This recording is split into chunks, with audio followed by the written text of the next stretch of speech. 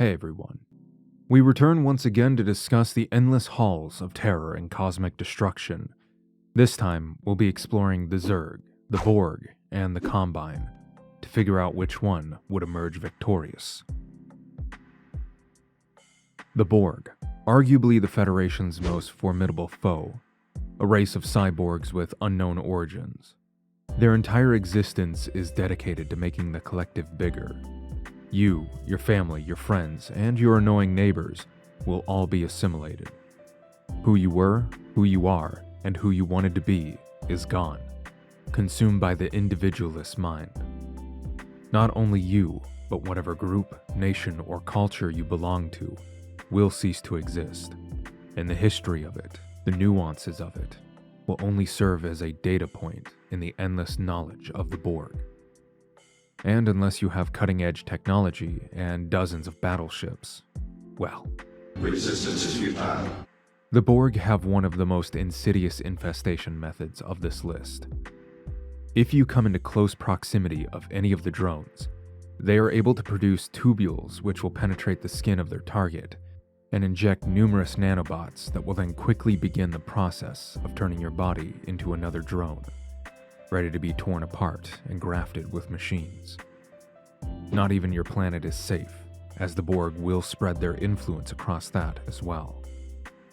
Though unlike the other entries on this list, and some of the previous, it is possible to bring someone back from the collective to undo the changes the Borg may have physically made to someone. Characters like Captain Picard, 7 of 9, and many other side characters have been shown to have fully become assimilated, for years even, and be able to return back to a semblance of their original self. However, being pulled out of the collective, especially if you've been in there for years, might not be the salvation you wanted. Many who have been saved from the Borg describe the presence of the collective to be almost euphoric, and once removed from it, can suffer paranoia, depression, and even a want to return to the collective. This drone cannot survive outside the collective. You are part of a vast consciousness. Billions of minds working together. A harmony of purpose and thought. No indecision, no doubts. The security and strength of a unified will. One voice. One mind. The silence is unacceptable. We need the others. The Zerg, a name that will strike fear into anyone playing a slower building race. Sharing at least 2 letters with the Borg, the Zerg are also known as the Swarm, and for good reason. They produce and attack the quickest of the 3 races available in Starcraft, a wholly biological race that has not only adapted to become some of the most vicious, disgusting creatures in the known Starcraft universe, it also adapts entire planets to its own biosphere.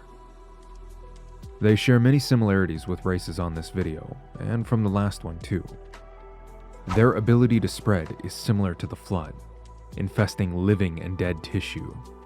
They also are capable of self-made space travel, like the Brethren moons. The Zerg are even capable of faster-than-light speeds. They're shown in the games to have taken over multiple planets. The Zerg are also capable of infesting and using other races as hosts for their own, somewhat similar to xenomorphs. Creatures like a Zerg queen are able to infest Terran command centers, turning them into spawning areas for infested Terran units, which serve as suicide bombers.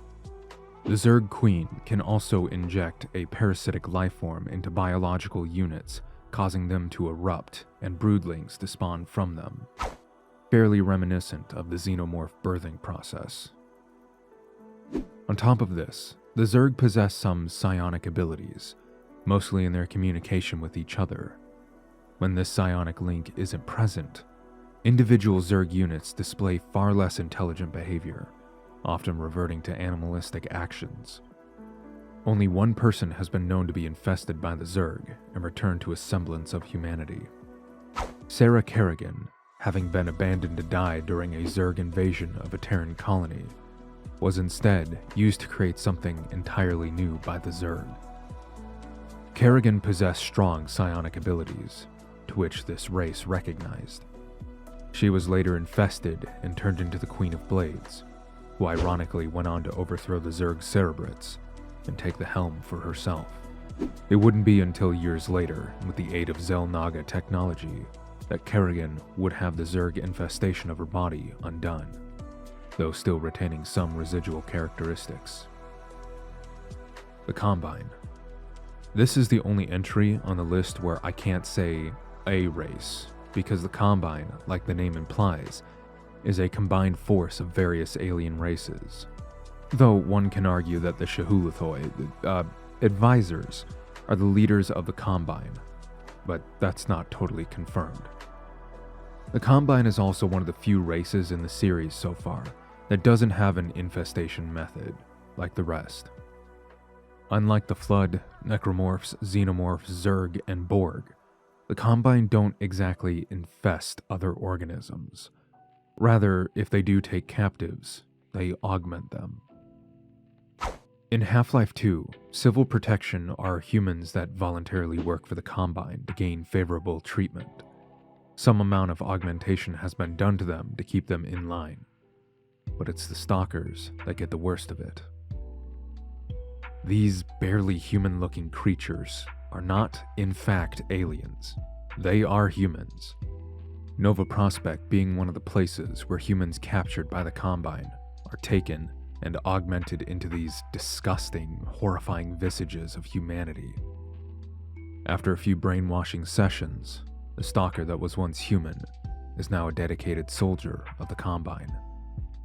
The Combine also have at their disposal what is known as synths, attack and transport units that, while seemingly have some biological aspects, are augmented beyond their original form, whatever that might have been. However, much like the Covenant in Halo, the Combine's true strength is in the conglomeration of races a part of its ranks. The Combine are able to take over entire planets, as we see with Earth in Half-Life 2. Rather than spreading some kind of biological substance over the surface of the planet, the Combine just consume resources, such as water. As you can see in Half-Life 2, the water line has drastically been reduced from 2 decades worth of resource consumption by this multidimensional alien military. Though in Half-Life Alyx, we do see a sort of corruption spreading over the infrastructure in the quarantine zone, but it has nowhere near the presence like the creep of the Zerg or the Borg technology spread. All 3 of these races have many, many similarities, as well as differences, which we will explore here. The Borg have the least extensive list of combat types. Just drones. That's it, they're only foot soldiers drones. However, it's their cube ships that take the cake. These things are incredibly difficult to beat. It takes multiple Federation ships just to combat a single Borg cube. The trick that the Borg employ that makes them such formidable enemies is their ability to adapt to weapons. All energy-based weapons in Star Trek are temporarily effective against the Borg. However, they will eventually adapt to them and become completely invulnerable to them with their shielding. Physical weapons are shown to be effective against the Borg, such as when Picard shot them down in the holodeck with a Thompson machine gun, or when Worf uses a blade against them. In the Star Trek Online wiki, it states that the Borg cannot adapt to kinetic weapons. No idea if that's canon to the shows, but we'll run with it. If the Borg are allowed to establish foot soldiers on the battlefield and push the front lines back to you, they can increase their numbers quickly via assimilation of your own fighters. Once this is done, they will have access to all the intel that each of these soldiers had themselves. The Zerg are fairly numerous in their combat units. Zergling, Hydralisk, Lurkers, Ultralisk, Mutalisk, Devourers, Guardians, Broodlings, Infested Terrans, Scourge, Banelings, Corruptors, Broodlords, Swarm Hosts, Ravagers, and Vipers. And those are just the ones with immediate combat capabilities. Of course, anyone who has played Starcraft knows that one of the best and most annoying methods of playing the Zerg is the Zergling Rush, an incredibly effective and annoying as hell tactic where you produce nothing but Zergling, and while your enemy is naturally building slower if they're playing Terran or Protoss, You send in your flood of units and take them out before they really had a chance to fight back. Much like the Zerg, the Borg also have a sort of overwhelm and conquer way of doing things. The Borg are innumerable. There are potentially trillions of them. If they want to overrun an enemy, they can do so with ease, especially when they adapt to whatever technology you're using against them, and you can't even efficiently kill them. The Combine are closer to the Borg, given that rather than producing their own troops, they more so rely on the method of enslaving other races to do their bidding. In the Combine's arsenal are a multitude of soldiers. Antlions, headcrabs, barnacles, civil protection, overwatch soldiers, dropships, gunships, hunter choppers, manhacks, striders, hunters, stalkers, hound eyes, ichthyosaurs, grunts, bull squids, and vortigaunts. Half-Life 1 only for the last 5.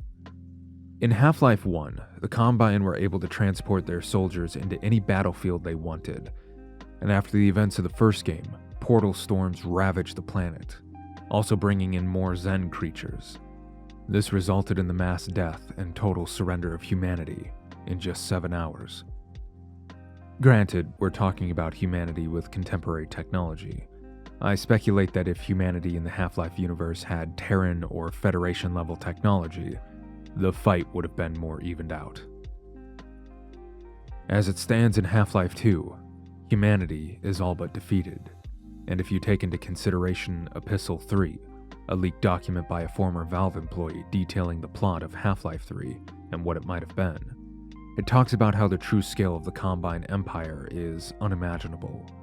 The resistance on Earth is like an ant compared to a military force that spans multiple dimensions. Only in the Combine does one still retain some of their individuality. That is, only if you become a part of Civil Protection or the Overwatch forces. With the Zerg and Borg, you serve the hive mind. You no longer have a self. How do they fare against each other, though? Who could take on the other the best? This is going to be a pretty complex portion of the video. To start, in terms of sheer scale, the Combine actually win in this department, given that they are multidimensional, while both the Zerg and the Borg have taken over many planets and entire civilizations. They are relegated to their respective dimensions. The Combine have the most security when it comes to survivability, as even if somehow all Combine forces were eradicated from Earth, they have multiple other dimensions, like Zen, to pull forces from. Like a Hydra, cut off one head, 2 more replace it. Though, in this case, it's more like take out one outpost, they have countless more to make up for the loss. Combat-wise, it's a mix-up. Unit combat is between the Zerg and the Combine. The Zerg have numbers, lots of numbers, and lots of variations within those numbers, though they are based off biological attacking. The Combine have both. The more animalistic creatures they employ, like headcrabs and antlions, are similar to the Zerg in that they use numbers to overwhelm their enemies. Granted, these creatures are not fully in their control. However, the Combine's true power lies in their technology. They have projectile weapons, synth creatures capable of troop transportation, air support, and ground assault. I see the Combine being similar to the Terran when it comes to ground-based combat against the Zerg. Doable, but not the easiest. And the fact that one sociopathic physicist is able to massacre them in numbers, a Zerg swarm would probably be able to make quick work of them. The Borg ground troops are slow, cumbersome, and not really combat-oriented. If they haven't adapted to the weapons you're using yet, they go down pretty easily. It's only once they've been able to adapt that they become nigh unstoppable. And of course, according to the Star Trek Online wiki, Prime Universe Borg cannot adapt to kinetic weapons, so this does allow the Combine and Zerg an easy way to combat ground troops, though Zerg are more susceptible to Borg assimilation, given that many Zerg units have to get close range to attack, leaving them open to the Borg infection. Of course, one could debate whether or not the Zerg would be assimilated, given that most Zerg units don't have true individual intelligence. The Borg may just kill them instead of trying to assimilate them. Human Combine troops would be assimilated for obvious reasons. The Borg cubes are where the tides turn in favor of the collective. One cube is able to handle multiple Federation ships, as stated before. The Zerg have spacefaring organisms, but they are not shielded. The Combine, at least as far as we've seen, don't have ships either, not in the way Star Trek does. One Borg cube could probably single-handedly devastate any Combine colony. What shields the Combine do have may offer some resistance to Borg weapons for a time, but would easily be adapted to and bypassed. A Borg cube could also wreck Zerg ground and space units, given that they possess no shielding and Zerg are naturally weak to heat. The energy weapons employed by the Borg would probably cut through them like a scalpel. On the ground, the Borg lose. The Combine fare decently, but the Zerg overrun. Technology-wise, the Zerg get stomped. The Combine put up a bit of a resistance, but the Borg absolutely steamroll the competition. However, is there a way to contain these races? No. The Combine especially, it just doesn't work. Not unless you can suppress portal capabilities across your entire universe. Even if you can on your planet, I'm sure the Combine can just teleport onto another planet, then send troops over eventually. The Borg aren't contained. They run rampant wherever they please. They can be defeated, and people can be reverted back, but the resources it would take to do that on a massive scale would be astronomical. The Zerg as well are not contained. They also run rampant in the Starcraft universe.